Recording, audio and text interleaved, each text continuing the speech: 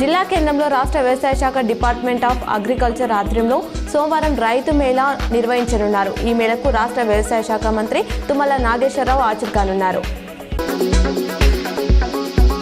కామారెడ్డి జిల్లా బాన్సోడ పట్టణంలోని సంగమేశ్వర కాలనీలో చోరీ జరిగింది. చినకం గారి అంజయ్య సోదరి తల్లి సాయమ్మ ఇతర కుటుంబ సభ్యులు రాత్రిపూట ఉడకపోత ఉండడంతో కింద ఇంటికి తాళం వేసి పైన డాబాపై పడుకున్నారు. అర్ధరాత్రి సమయంలో తాళాలు పగలగొట్టి దొంగలు ఇంట్లో చొరబడి సుమారు 12 తులాల బంగారం, 20 తులాల వెండి, 21,000 నగదు ఎత్తుకెళ్లినట్టు సభ్యులు తెలిపారు. Nizamabad rural MLA Bhupath Reddy rural మండలంలోని శాస్త్రీనగర్, రామ్నగర్, శ్రీనగర్లలో పర్యటించారు. పలు అభివృద్ధి కార్యక్రమాలకు ఆయన శంకుస్థాపన చేశారు.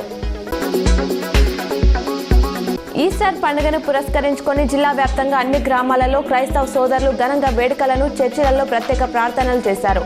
ఈ సందర్భంగా క్రైస్తవులు భక్తి గీతాలు ఆలపించారు.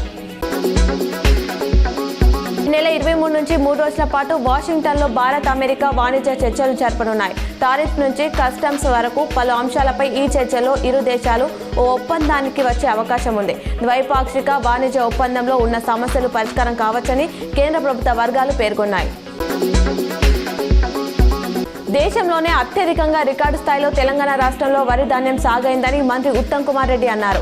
54.89 లక్షల ఎకరాల్లో వరి పంట సాగు చేయగా 137.10 లక్షల మెట్రిక్ టన్నుల ధాన్యం దిగుబడులు వచ్చాయని వివరించారు.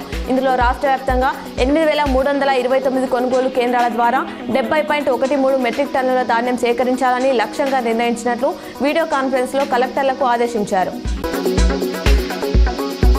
ప్రజా సమస్యల పరిష్కార నిమిత్తం ప్రతి సోమవారం కలెక్టరేట్లో నిర్వహిస్తున్న ప్రజావాణి రద్దయింది. సోమవారం జిల్లా కేంద్రంలో రైతు మహోత్సవం ప్రారంభోత్సవ కార్యక్రమం ఉన్నందున ప్రజావాణిని రద్దు చేస్తున్నట్లు కలెక్టర్ రాజీవ్ గాంధీ హనుమంత్ తెలిపారు.